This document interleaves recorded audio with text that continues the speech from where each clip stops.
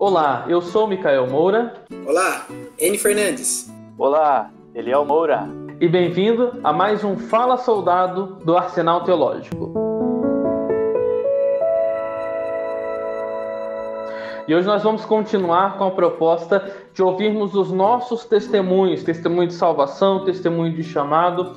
A conversa é um pouco mais curta, porque de vez, querendo ou não, nós já falamos um pouco do nosso testemunho conforme os vídeos vão saindo, mas mesmo assim eu acho interessante passar um pouquinho desse testemunho de forma um pouquinho mais estruturada. E hoje nós vamos ouvir o testemunho do pastor Enio. Quem é o Enio? Até apagou a câmera. Como nós, de fato, nós de vez em quando começamos com essa pergunta, né? Eu acho que é interessante começar também no testemunho, tá bom? Hoje os irmãos vão ver que é mais informal mesmo do que quando a gente está conversando com outras pessoas. Por mais que a gente tente ser sempre mais informal, com outras pessoas a gente fica meio travado. Agora com esses dois aqui, a gente só continua. E aí, Eniozinho, fale para nós, qual é o seu testemunho? Mais uma vez, boa noite. Eu acho que dá para simbolizar bem, representar filho de nordestinos, cabeça grande. Achei que sou eu, né? Mas nasci aqui em São Paulo. Como Jesus falou, tu disseste. Não, quem disse é a genética, olha só. Sou aqui de São Paulo. Deus me abençoou com um lar cristão, meu pai e minha mãe do ministério. Eu acho que desde pequeno, aproveitando essa bênção, sempre fui envolvido nas coisas da igreja, participei em todas as coisas. Meu pai foi pastor da igreja onde eu tenho operado aqui. Meu pai foi pastor por mais de 30 anos na mesma igreja, então isso me ajudou bastante a criar laços aqui na igreja, criar laços de amizade. E isso me ajudou muito na minha caminhada cristã também, no período de infância e adolescência. Eu acho que se eu posso me definir com palavras, alguma coisa assim, é alguém em desenvolvimento e também alguém que não merecia estar no ministério.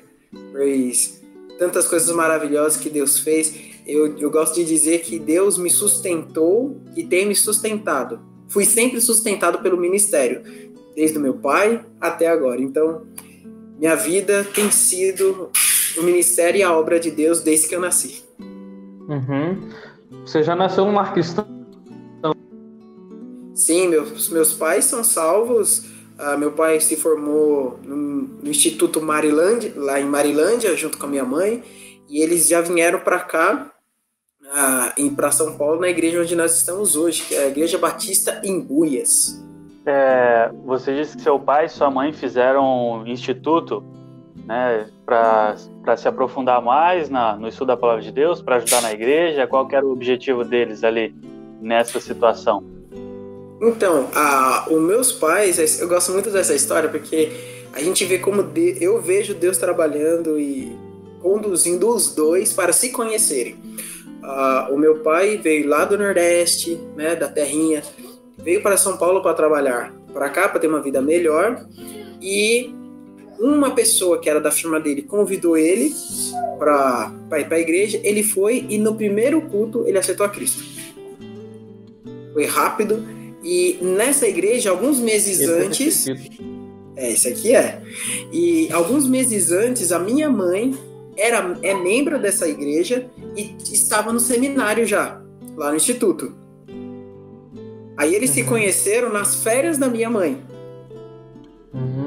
Né? Aí o meu pai já teve aquele zóio e foi, alguns anos depois, para o seminário também. O que eu acho maravilhoso, que os dois pensando em missões. O meu pai queria muito ser missionário para os indígenas. E minha mãe também. Aí foi caminhando as coisas, não deu certo, né? Deus moveu para outro lado. Mas Deus, uma forma que eu falo que foi maravilhosa, pois o homem que levou meu pai a Cristo também levou a minha mãe a Cristo. E foi quem convidou meus pais para o ministério que é daqui hoje, que ele também foi o fundador da nossa igreja aqui hoje, que foi o pastor Reginaldo Santos. Então ele salvou meu pai, minha mãe e ainda levou para o ministério. Fez um trabalhinho bom, hein? Foi. O pessoal às vezes esquece, mas filho de pastor também tem que se converter. E como que foi a tua caminhada nesse sentido? Nascendo num lar cristão, ali ouvindo, como é que você recebeu o evangelho ali nos primeiros anos? Então, o que eu me recordo é que eu fiz algumas decisões. Eu lembro que eu fiz uma vez, minha mãe disse que eu tinha feito uma decisão em um acampamento, num clube, num culto, só que eu não lembro disso. Eu lembro que um dia, depois de uma mensagem do meu pai, à noite, eu tive um sonho e eu sonhei que eu estava no inferno. Acordei super assustado porque estava tendo uma tempestade, estava chovendo muito no dia. Aí eu acordei muito assustado à noite e eu falei, eu não quero ir pro inferno. Aí eu orei, ali assim, eu lembro que eu fiz uma decisão, me entreguei minha vida a Cristo. Acho que eu tinha lá para os seus 8 anos. Então só com 8 anos eu fiz uma decisão por causa disso, de literalmente medo do inferno. E é bom agora, né, que o Enio está sendo entrevistado, que a gente que pode fazer as perguntas, né? Ele não precisa fica interrompendo, né? Não atrapalha. Então, até pelo testemunho que eu dei, e eu tô com curiosidade nessa questão, teve alguma fase difícil entre a sua conversão e até talvez o chamado ou o ingresso no seminário? Como que foi esse percurso até você chegar ou receber o chamado ou sentir o desejo de ir para o seminário? Teve alguma parte difícil, crescimento espiritual? Como é que foi? Eu acho que o período difícil da minha vida, repetindo, eu acho que foi da adolescência, porque eu tinha 2 mundos. Eu acho que tinha o meu mundo da igreja, onde eu participava, eu era muito ativo nas programações, sempre tocando violão, ajudando, tudo. E um outro mundo completamente diferente era na minha escola, onde eu não falava de Cristo, não falava que era crente, não falava que era filho de pastor, eu escondia isso. Então foi um período difícil, eu digo, na vida espiritual, pois eu achava que é assim que tinha que ser. Eu não queria que uma vida interferisse na outra. E eu gostava disso. E isso durou até o ensino médio, eu acho. Até o 2º ano, do ensino médio. Pois eu tomei um choque, na verdade eu tomei 2 choques muito grandes que me fizeram despertar para a realidade que isso não pode existir, né? De ter uma vida secular e uma vida espiritual à parte. E esses choques doeram. Tive que aprender na marra. Então, o primeiro choque foi de um colega que eu conheci no meu 1º ano, né, do ensino médio, e ele repetiu de ano. E eu cheguei pra ele, não esquenta não, ano que vem você consegue de novo, tudo. Eu só falei isso. E como ele repetiu de ano, depois disso, a vida dele teve uma transformação absurda. Por causa que ele repetiu, os pais deles brigavam muito. Ele começou a ficar fora de casa mais tempo para não ficar ouvindo os pais brigarem. Por causa disso, ele começou a fumar, beber, começou a usar drogas e ficou viciado. E eu reencontrei ele muitos anos depois através do Face e ele me contou essa história. E eu fiquei assim porque depois eu fiquei pensando. A última palavra quando eu vi ele foi, vai ficar tudo bem. E eu fiquei pensando, se ele tivesse morrido, né? A última coisa que eu disse pra ele foi, não se preocupa que vai dar tudo certo. Anos depois ele conheceu uma pessoa quando ele estava na rua, morando na rua, estava drogado, e alguém entregou um folheto pra ele. E nesse folheto ele leu e entregou a vida dele a Cristo. Então ele foi para um centro de recuperação, se recuperou, conheceu a esposa dele, a futura esposa dele no centro de recuperação. Os 2 se casaram, estão firmes em uma igreja. E eu fico pensando, eu não participei disso. Foi a misericórdia de Deus.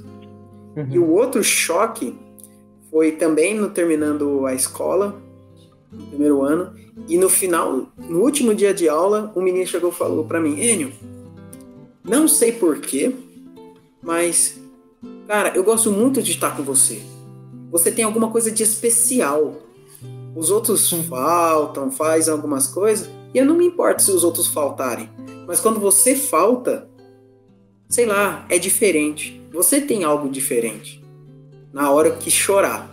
Porque eu falei, pô, eu sei que é diferente. Eu já conheci esse menino há anos e nunca tinha falado de Cristo pra ele. Isso foi um tapa na minha cara que eu falei, não, isso não pode mais fazer. Foi daí então que eu comecei a ter uma vida só. Não fui só um agente duplo, né? Querendo levar as duas coisas. Eu falei, não, tem que ser uma coisa só. E graças a Deus eu levei a minha vida agora para Deus. Olha que interessante.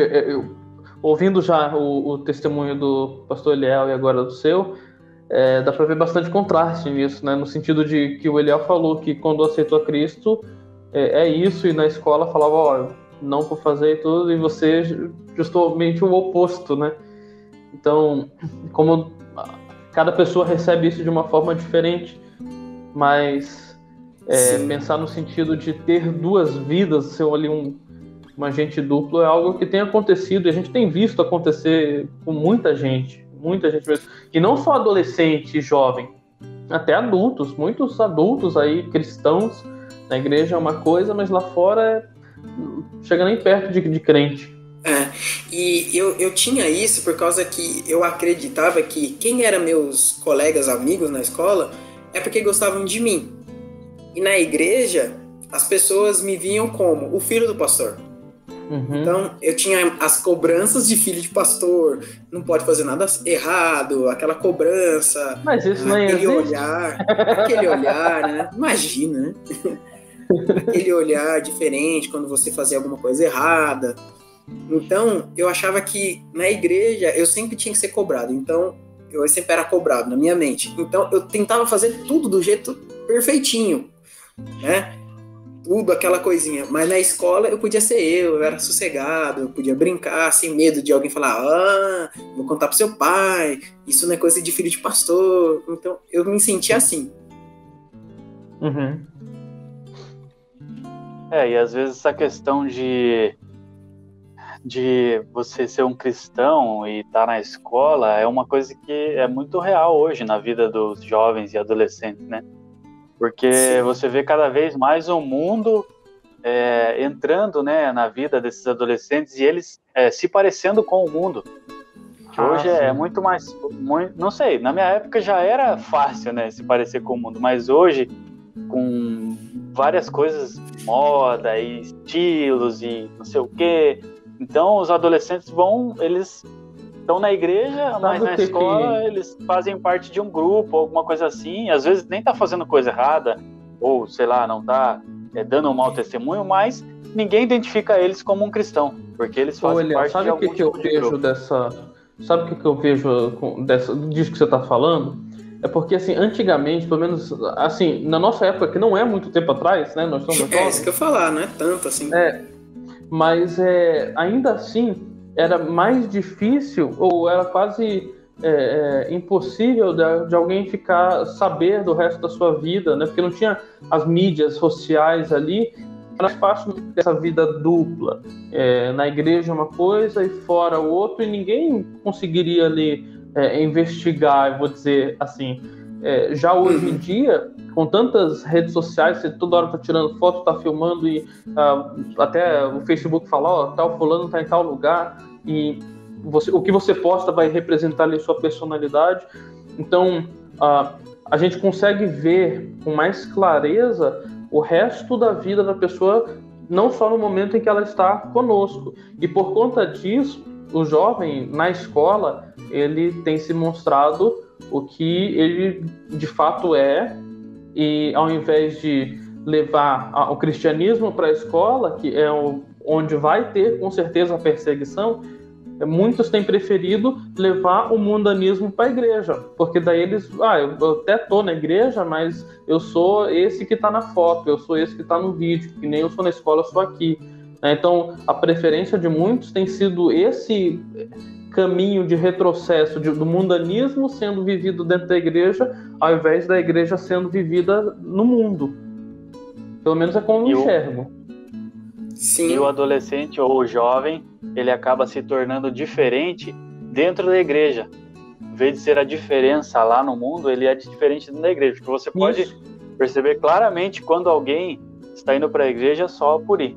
E você percebe que aquela pessoa não tem compromisso, não se identifica como um crente. E assim, eu fico pensando, tipo, as pessoas falam, os pastores falam que você precisa se identificar como um crente, e daí não pode usar tal coisa, não pode... Só que assim, para mim é muito claro, quando você olha para uma pessoa e você fala assim, olha, ele é um cristão. Ele não precisa estar de terno na escola. Tem que estar de terno, de gravata. Não. Isso é bom, sim, isso é bom. Mas ele não, ele ia se parecer com o político, né? Mas são detalhes, né? Coisas que você quer se parecer, né, com outros grupos, quer ser aceito e tudo mais. Então isso é muito complicado e é muito forte hoje, assim. Eu percebo que é uma coisa muito forte e até mesmo mais do que antes, né? Tanto porque agora é mais visto, né? Então você tem as redes sociais e tudo, né? Então, eu vejo que no meu caso, eu tinha essa alegria, eu gostava dos dois grupos, né? Eu gostava do meu grupo da igreja e eu gostava também muito do meu grupo da escola. E eu achava, na minha cabeça, o Satanás é incrível, né? Ele tinha criado uma armadilha na minha mente que se você misturar os dois, você vai perder os dois. Você não vai conseguir unir, você vai perder. Então, eu gostava, quando eu estava na igreja, eu queria ajudar, eu queria sempre participar, era ativo, tentava fazer as coisas. Só que, ao mesmo tempo, dava um passo fora. Não, acabou. Meu compromisso com a igreja é no sábado, é nos cultos, nunca faltei. Né? Não era só porque eu era filho de pastor, mas nunca faltava. Mesmo quando eu trabalhava, eu voltava do trabalho, eu ia direto para a igreja. Mas, não, acabou aqui. Acabou a igreja, minha vida, do jeito que eu quero. E me diga uma coisa, a resolução disso foi qual? Você, ou seja, os amigos de escola ou secularmente ali fora da igreja permaneceram amigos? Os amigos da igreja permaneceram amigos? O que aconteceu no final das contas? Pois é, né? A minha ideia, eu achava que meus amigos da escola que iam durar para sempre, né? Só que aí eu entendi, depois aquele tapa na cara daquele colega meu, eu falei, olha, o que vale a pena é falar a verdade. Então, eu me abri para todas as pessoas que quisessem saber, né? Comecei a testemunhar mais, falar abertamente. E aquelas pessoas que estranharam, né? Porque nunca falava nada. Eu comecei a testemunhar abertamente e as pessoas começaram a estranhar e algumas se incomodavam e me abandonaram, vamos dizer assim. Hoje, eu ainda tenho contatos ainda. Novo. Oxê. Não mexi em nada. Pra mim deu agora certo, voltou. Eu tava ouvindo. Então foi só uma falha. Então, algumas pessoas... Hoje eu ainda tenho contato com algumas pessoas, mas não é com aquele grupão. Mas até hoje, o que eu fico feliz é que as pessoas que eu mantive o contato me reconhecem como alguém diferente. Alguém que vale a pena manter um relacionamento ou um laço. Isso para mim é completamente gratificante. E é legal quando você, por exemplo, no nosso caso, que a gente deixava claro que a gente era cristão, tanto na escola ou em trabalho, quando você encontra essa pessoa depois de muito tempo, né?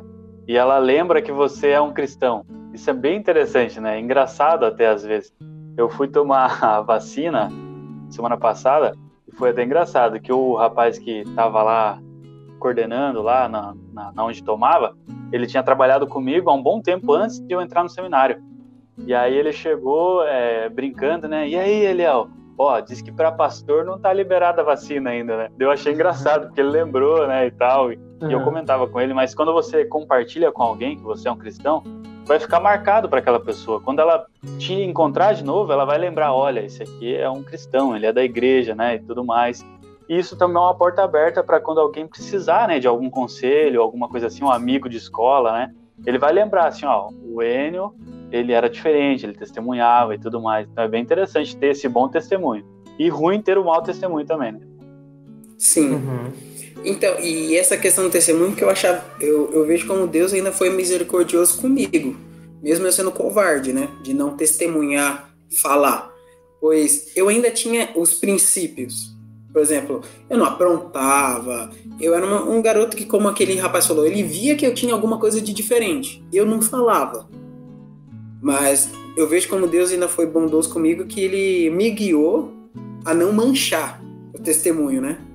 Pois ainda tinha esse bom relacionamento com todos. Todas as pessoas viam que tinha alguma coisa diferente. E pulando ali um pouco mais na sua história, já partindo para a parte ministerial, como que aconteceu o seu chamado para o ministério? E já pode emendar até onde que hoje você está atuando, quais tem sido ali, como tem sido o seu ministério, né? Falando um pouquinho mais sobre isso. Sim, eu acho que o meu chamado aconteceu entre o final do ensino médio e o término dele, pois eu estava fazendo as coisas, né? Eu tinha entre recebido o final e o término? Entre o meio do ensino médio. Tava terminando o ensino médio e eu tava muito ativo na igreja, nos jovens, fazendo, sempre querendo ajudar, incentivando. E eu, na minha mente, eu tava falando, eu já estou fazendo o suficiente. Na verdade, eu tô até fazendo mais que muita gente. Segurando. Cara, você não ajuda a gente, cara. Você... É por causa que eu tô com coisa nova, eu tô olhando pra câmera aqui, vocês estão embaixo, eu não tô tendo feedback. Eu tenho que olhar assim pra ver as carinhas de vocês. Não, eu tô assim, não foi eu. Tá bom, vai lá.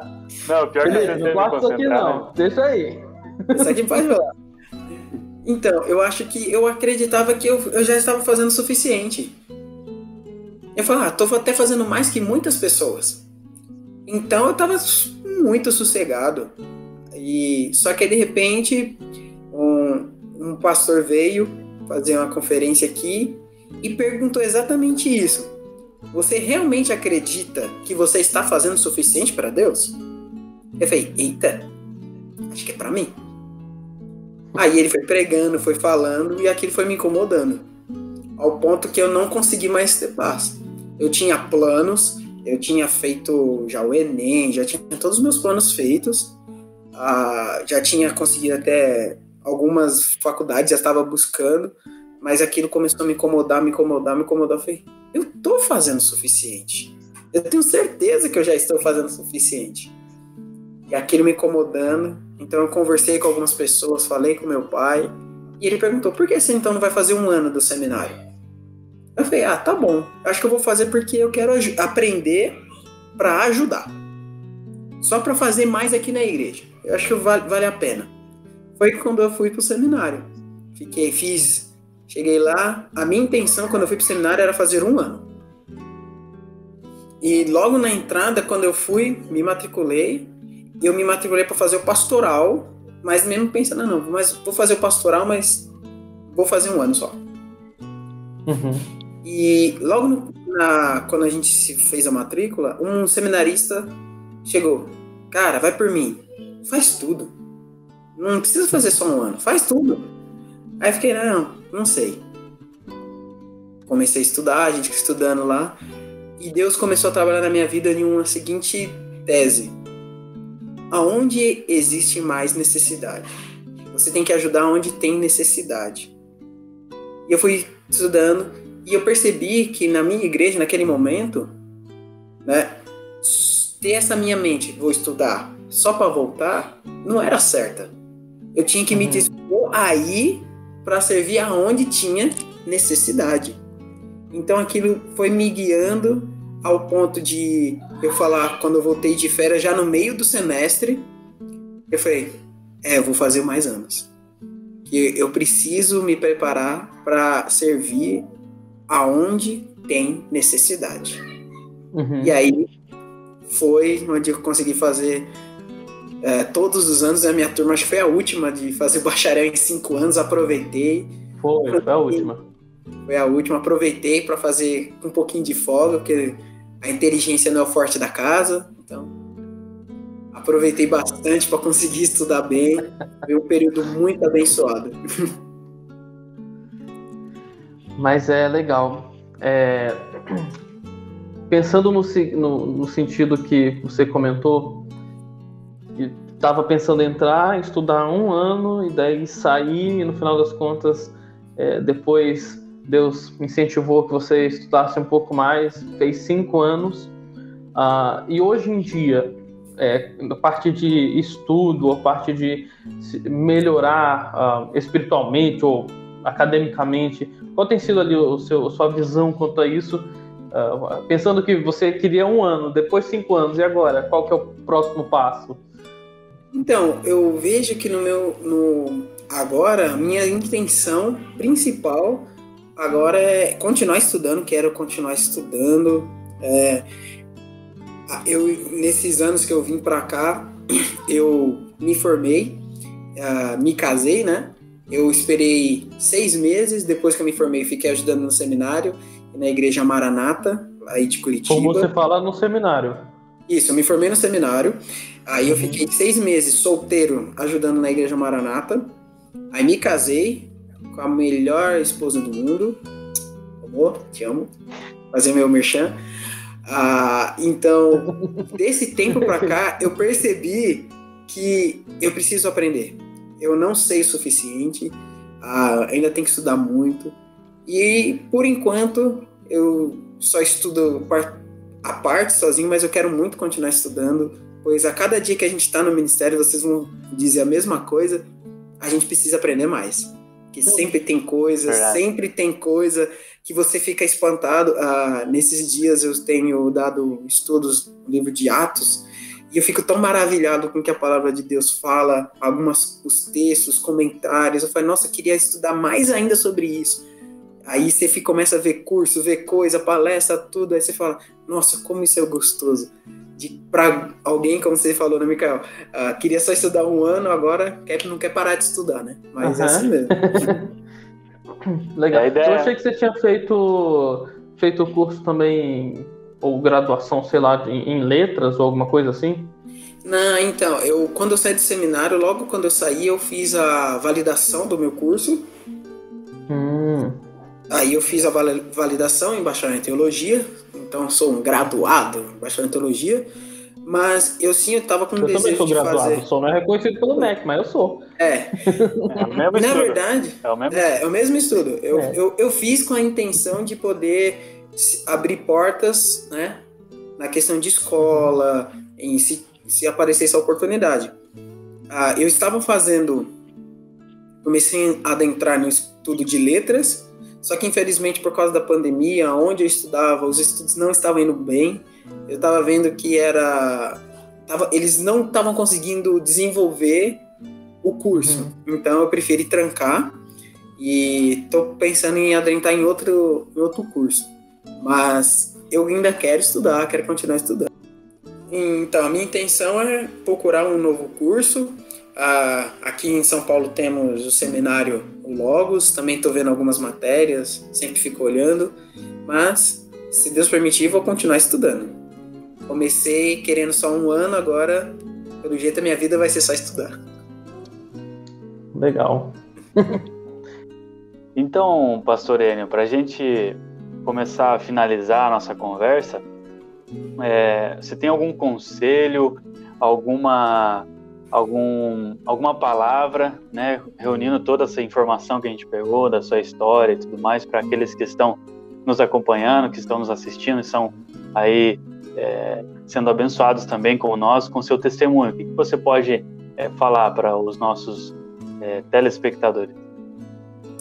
Eu acho que o que Deus tem me ensinado, eu acho que é o conselho que eu posso deixar, Deus não faz nada por acaso e Deus protege os seus. Principalmente se você é pai, ore pelos seus filhos. Deus irá protegê-los através das suas orações. Eu digo isso por alguns acontecimentos da minha vida. Vou deixar aqui os acontecimentos são. O primeiro, o meu pai, ele não gostava que eu participasse, eu saísse para fazer os trabalhos de escola na casa dos colegas, né? Só que foi chegando o ensino médio e não tinha o que fazer, tinha que fazer alguns trabalhos na casa de algumas pessoas. E ele sempre pedia, filho, se não dá, tenta fazer antes, né, na escola mesmo, em último caso você vai. E tem uma vez que eu tava lá, segui o conselho, tentei fazer tudo, e chegou uma moça e falou pra mim assim, olha, a gente marcou a reunião pra tal dia lá na minha casa, pra fazer o trabalho. Eu falei, tá bom. Só que eu já tava tentando terminar antes, né? E fui fazendo, terminei, avisei todo mundo, só que aquela menina já tinha ido embora. Aí todo mundo avisado, falei, não preciso ir nessa reunião. Meu pai falou que se eu conseguisse adiantar não era pra ir, então nem vou tentar aparecer lá. Fui, passou o dia. No outro dia, chega a menina super brava. Você não foi, tava te esperando, sei o quê. Mas como assim? Eu avisei todo mundo que já tinha terminado. Aí eu fui falar com o outro pessoal do grupo, falei, não, ela desmarcou com todo mundo. Com a única pessoa que ela mandou ir pra casa dela foi você. Depois eu descobri... Agora cabe aquele bichinho assim, tan, tan, tan. Pois é. Depois ainda, além disso, depois eu descobri... Tô tentando me manter sério aqui. Depois ainda descobri... Depois ainda descobri que ela tinha planejado já tudo. Os colegas falaram que nem os pais dela estavam em casa, né? E ela tinha planejado só para eu estar com ela na casa dela. Então eu vi como foi um livramento de Deus. Mesmo. Uhum. Pois eu estaria lá sozinho e poderia acontecer. Um outro aspecto que eu vejo que foi o livramento de Deus, que eu vejo como Deus preservou, cuidou, foi até mesmo no meio do povo de Deus. Pois, num momento onde eu estava naquele impasse, né, de igreja é uma coisa, escola é outra, eu fui para um retiro, num acampamento, né, tava lá curtindo no meu acampamento, e uma moça chegou até mim. E a gente começou a conversar, conversando, e no retiro, ela me fez uma proposta. Aí eu achei aquilo, afinal, ela deve estar brincando com a minha cara. Não pode, no acampamento. Não, isso não pode. E ela falou, eu vou fazer isso, vou fazer aquilo lá. Aí você me encontra em tal lugar. Aí eu falei, tá bom. Mas na minha cabeça, tá bagunçando comigo. E quando eu olho pro lado na hora do culto, ela começa a fazer ponto a ponto tudo o que ela falou. Aí eu comecei a ficar gelado. Eu falei, ela quer de verdade. E eu fiquei aqui perdido, não sabia o que fazer. Então eu me levantei, eu ia pra lá. Só que nesse momento, uma pessoa chamou minha atenção e falou, Enio, não perde esse momento, vai ser bom pra sua vida. Ele tá falando da mensagem, ele não sabia do que ia acontecer. Eu falei, tá bom. Aí eu sentei e fiquei assistindo o culto. E foi uma das mensagens que mais marcou a minha vida. Isso que a minha mente tava... Depois a menina veio, eu tava ali te esperando, cadê você? Dentro, teoricamente, de um local que era só pra ser louvando a Deus, né? Só que Satanás estava agindo ali. E eu fico pensando, se aquela pessoa não tivesse me chamado também, provavelmente talvez eu não estaria aqui hoje. Então, Deus cuida. Já pode escrever um livro aí, Pastor Enio. Pois é. Escreve um livro aí baseado na vida de José. Eu recomendo, hein? Depois a gente traz aqui no Arsenal aí, entrevistando o autor, né? Pois é. E eu falo assim, Deus me livrou muito. Eu conheci muitas pessoas que eram usuários de drogas. Eu tinha um colega que eu comecei a considerar muito como um amigo, que ele me oferecia drogas constantemente. Mas eu nunca quis. Não porque eu era forte, porque meu pai era presente, e meu pai sempre perguntava como estavam as coisas. E aquilo era aquela minha proteção. E eu vejo como isso foi importante para minha vida. Uma das coisas que me evitava, me fazia não fazer muitas das coisas, era pensar nos meus pais. Principalmente meu pai como pastor, minha mãe, ministério. Eu falava, se eu fizer alguma coisa de errado, eu vou manchar, eu vou destruir a vida dos meus pais. Eu não posso fazer isso com eles. Se fosse por mim, eu faria, mas por eles eu não ia fazer. Então eu vejo como Deus utilizou a vida dos meus pais e de outras pessoas e a oração para me preservar no meio de todas aquelas coisas. Então acho que o conselho que eu deixo é: confie em Deus. Deus cuida, Deus preserva, mas Ele utiliza as pessoas para isso. Utiliza os pais, a oração e a atenção de pessoas que são da igreja para aconselhar os jovens nos momentos cruciais da vida. Tá joia. Eu acho que por mim já ficou bem claro, bem esclarecido. Realmente é interessante ouvir um outro filho de pastor falando sobre o seu testemunho, algumas coisas que são bem parecidas e outras que são bem distintas. Em próxima oportunidade, eu vou poder também falar um pouco do meu testemunho, mas eu acho que deu para trazer alguma lição de moral, né? Alguma coisa importante para acrescentarmos, agregarmos nas nossas vidas. E eu acredito que podemos ficar por aqui. Passamos ali um pouquinho mais de meia hora. Eu quero agradecer a vocês, não só ao Enio pelo testemunho hoje, mas eu quero agradecer por estarem comigo, investindo nesse sonho que é o Arsenal. E eu acho que isso já tem abençoado muita gente.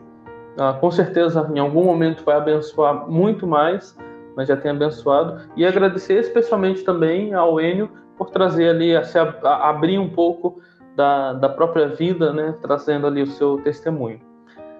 Léo, tem algo a dizer? Agradecer ao pessoal que tem apoiado o nosso projeto, né? Nós estamos levando isso como nós conversamos muitas vezes no nosso grupo, né, do Arsenal lá, um ministério paralelo. Nós acreditamos que testemunhos, acreditamos que entrevista com missionários, isso é para edificar o coração dos irmãos, edificar a vida, né, incentivar aqueles que têm desejo também, né, de missões, também aqueles que não conhecem a Cristo, podem chegar em algum momento e assistirem um dos nossos vídeos, e o nosso objetivo é dar esse apoio, dar essa luz, né, e estamos trabalhando para isso no nosso canal e agradecemos o apoio de todos que têm assistido, têm curtido, têm compartilhado, tanto aqui no Facebook, mas também no YouTube, no Instagram e nas outras redes sociais que nós temos, né? Já fica aí, vamos emendar aí já a propaganda, né? Exatamente. Curta lá a nossa página, siga no Instagram, se inscreva aqui no nosso canal, deixe o seu comentário, né, aí embaixo ali, o inscrever-se, ative o sininho de notificações. Nós sempre procuramos colocar o vídeo para os irmãos aí acompanhar semanalmente, né? E vamos em oração também por esse ministério, e agradecemos ao Enio, né, nosso amigo aí de gravação, mas sempre é bom conhecer mais aí, e obrigado por dar esse privilégio para nós aí de te entrevistar. Agradeço a oportunidade de estar aqui em casa, né, literalmente, conversando com vocês, mas obrigado também vocês, irmãos, vocês que estão nos assistindo, por favor, se o vídeo tem ajudado, os vídeos têm ajudado, compartilhe, mande para alguém. Nós temos tentado cada vez mais melhorar, então por favor, deixa aquele joinha, compartilha o nosso vídeo. Se você tiver um testemunho também, entre em contato, mande mensagem pra gente, a gente quer ouvir também, tá bom? Da mesma forma que nós temos experiências para compartilhar de Deus, vocês também têm inúmeras experiências, então venham falar conosco também. Inclusive pode colocar ali, não o testemunho em si, mas talvez comentar que você quer falar alguma coisa para a gente entrar em contato aqui nos comentários aqui embaixo, tá? Comente ali, às vezes a gente precisa desse comentário para poder saber como estamos indo, o que precisamos melhorar e tudo mais. Aliás, se você quiser também colocar um comentário com alguma ideia de tema, de título, de proposta de programas, de quadro e tudo mais, pode pôr. Nós lemos todos os comentários, respondemos todos que achamos assim que esperam uma resposta, né? Que parece querer uma resposta, nós respondemos, tá bom? E, mais uma vez, tenham uma... Não é boa noite, não. Tchau. Tchau, é isso. Tem uma boa assistida. Eita, apagou a luz aí. Acabou. Acabou a luz, cara. E tchau pra Acabou vocês. a luz. Acabou a luz. Isso vai ficar ali no pós-crédito. Cara, deixa eu ver aqui. Até mais, pessoal.